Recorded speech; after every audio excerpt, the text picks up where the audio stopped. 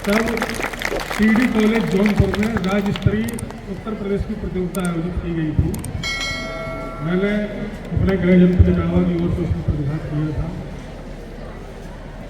इस प्रतियोगिता की कोई ना कोई थीम रहती है हर वर्ष। मुझे इस वर्ष की थीम पता नहीं है।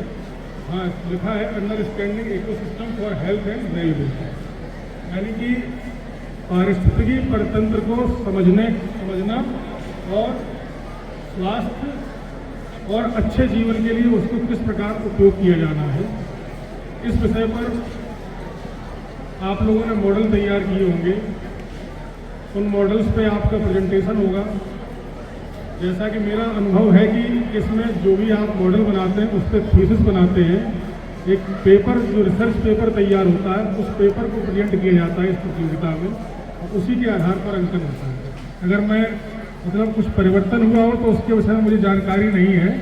जिस समय मैं प्रतिभाग करता था उस समय ये था कि आप जो भी मॉडल बनाएंगे उसके विषय में जो रिसर्च करेंगे उस पर आप रिसर्च पेपर तैयार करके उस रिसर्च पेपर को प्रेजेंट करते थे और फिर उस पर क्रॉस क्वेश्चन जजेस के द्वारा या ऑडियंस के द्वारा या जो भी अन्य प्रतिभागी छात्र होते थे उनके द्वारा किया जाता था। एक आज भी बता रहे हैं कि यही सिस्टम आज भी है। सबसे बड़ी चीज़ ये है कि इस प्रतियोगिता के माध्यम से एक तो वैज्ञानिक दृष्टिकोण का विकास होता ही है। दूसरा, सबसे ज़्यादा मजा तब आता है जब हम अपने रिसर्च पेपर को प्रेजेंट करने के बाद उन प्रश्नों को फेस करते हैं और उन रिसर्च में आई हुई कमियां जब हमारे सामने आती हैं तब हम एक बेटर प्रयास करने का प्रयास करते हैं। और एक थीम इस प्रतियोगिता में संभवतः 3 वर्ष तक लगातार एक ही थीम रहती है, ताकि जो है एक बार वैज्ञानिक को यदि उसने इस बार कुछ गड़बड़ किया है, उसकी रिसर्च में कुछ कमी रह गई है, तो वो उस रिसर्च को पूरा करें। दूसरा जो मैंने अनुभव किया, अभी जैसे छोटी कक्षा में है, बड़ी कक्षाओं में बढ़ेंगे तो जो शोध है या रिसर्च है स्टैटिक्स से इन्वॉल्व होना शुरू करता है। आज जब हम बहुत छोटे स्तर पर आप किसी भी चीज़ पर रिसर्च करते हैं तो सैंपल क्या है, सैंपल कैसे लिया जाएगा, रैंडम सैंपल क्या होगा, ये सारी चीज़ें अभी से इन बच्चों को जानकारी होना शुरू हो जाती है और ये जो है पूरे जीवन भर काम आती है। और जो भी विद्यार्थी रिसर्च के क्षेत्र में जाते हैं उनके लिए यह प्रतियोगिता एक समझ लीजिए कि एक ऐसा आधार प्रदान कर देती है कि वो इस जो यहाँ जीते हैं इसको अपने जीवन में वो इस्तेमाल कर लेते हैं और अपनी शैक्षिक क्षमताओं को भी वृद्धि करते हैं। मेरा बहुत बहुत शुभाशीष सभी प्रतिभागियों को जो इस प्रतियोगिता में भाग ले रहे हैं। समय का अभाव है इसलिए समय कम दे पा रहा हूँ, नहीं तो मैं मॉडल देखते हुए ही जाता हूँ।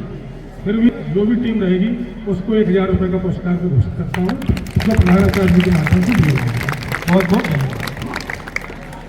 आपके मॉडल का अवलोकन करेंगे। केवल आपने क्या किया है यही बताना है।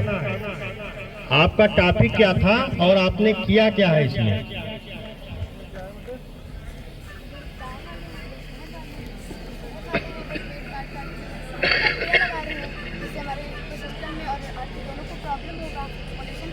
और हमारा स्वास्थ्य खराब हो जाएगा।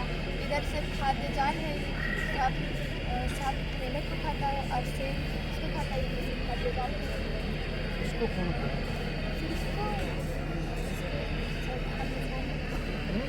मांसाहारी इंसान है, बड़ी मांसाहारी इंसान ही खाए, तुम्हारा क्रम गड़बड़ हो गया ना, ये टर्सरी है ना,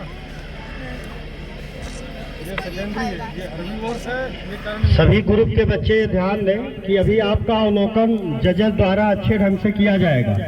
ये केवल मुख्य अतिथि महोदय को आप केवल अपना विषय आपने किया क्या है, किस कॉलेज से आप आए हैं, इतने केवल आपको बता देना है बस।